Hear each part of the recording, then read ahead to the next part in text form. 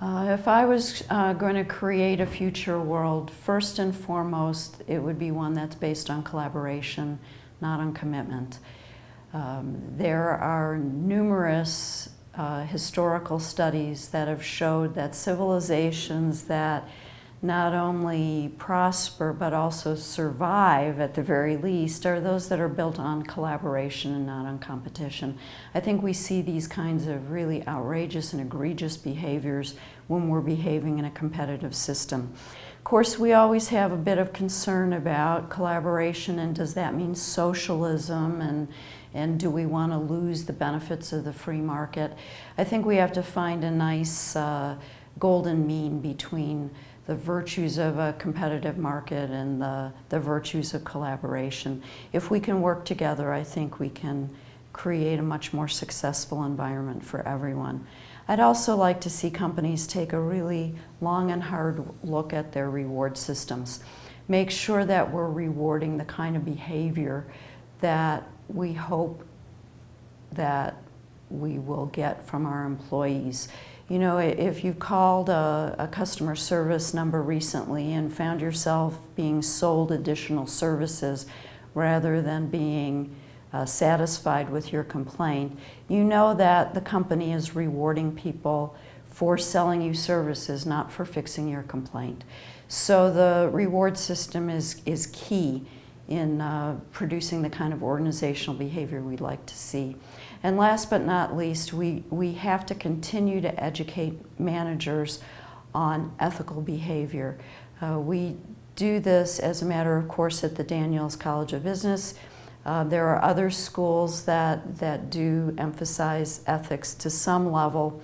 But more than that, we have to teach our managers how to act upon what they know is the right thing to do, and how to create cultures where people are comfortable speaking truth to power and where transparency is the hallmark. So I think one of the places where we need to continue improving is around the transparency that companies have with their investors and with the public.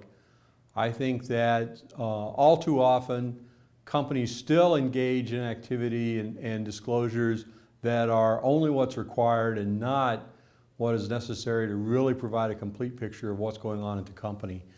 So I think that sometimes what we do is we get guided a little bit too much by what our lawyers tell us is permissible and what is actually the right thing to be doing. So I think that transparency is one of the places where we need to continue to improve and move ahead.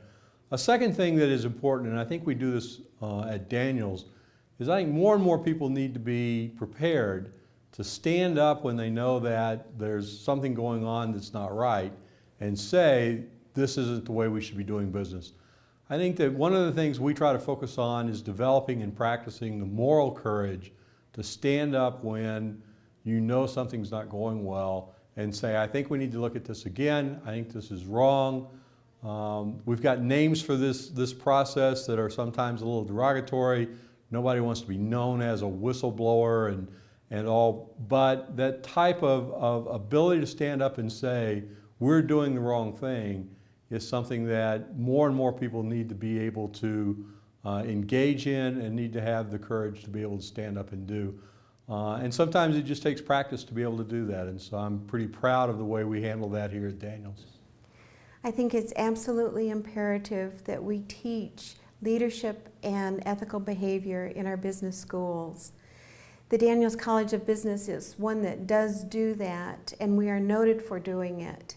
Students come from all over the world, basically, to take part in our curriculum. And they do so because they know that they're going to get more than just a business background here. We focus on leadership, we focus on ethical behavior, we focus on execution. We also obviously focus on the business technical skills, but when a person wraps all of those things together and layers them on a foundation of ethics, we know that we are creating business leaders that are focused on success that may be defined in a way differently than was during the 1990s or the early 2000s. We encourage our students to define success in a manner that makes a difference not only to themselves, but to their business partners, their organizations, to the community as a whole. What we want them to do is to realize that the responsibility of business leaders is also to make a difference in the community.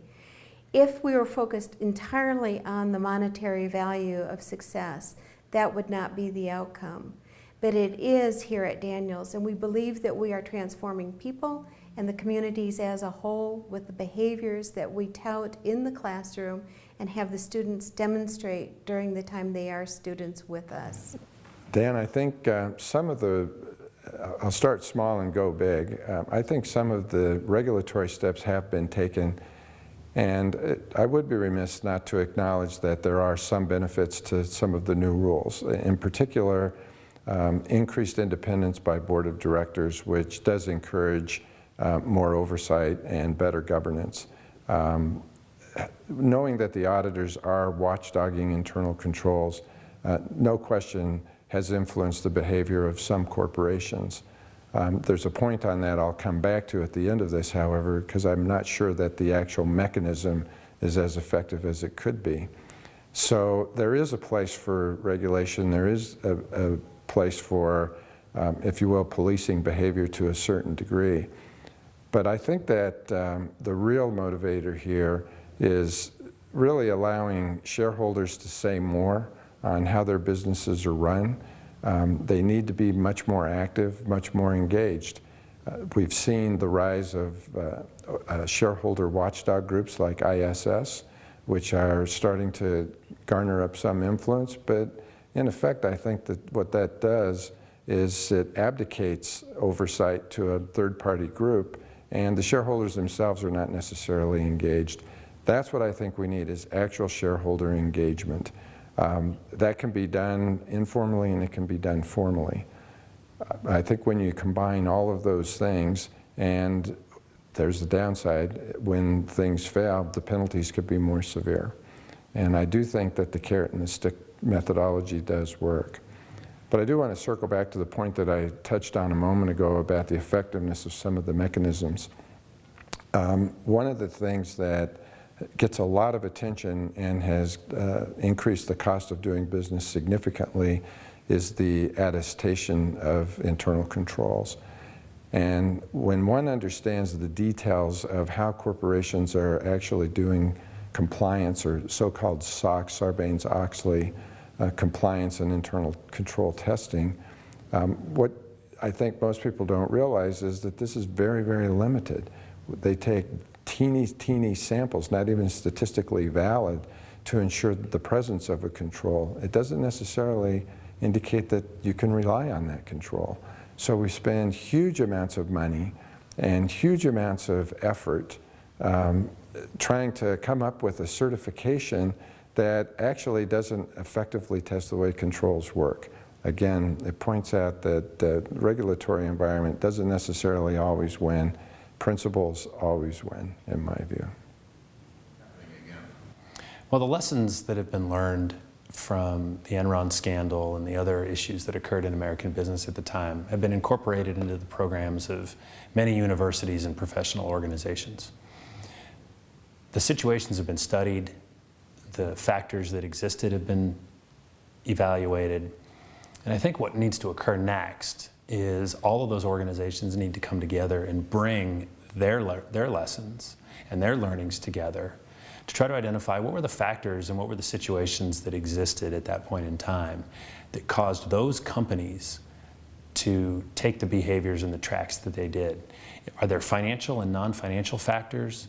Are there expectations put out by the market? And how do both those specific and indirect indicators provide the environment for fraud to occur? And I think if we can do a better job of identifying when the environment is right, we can do a much better job of preventing it from occurring.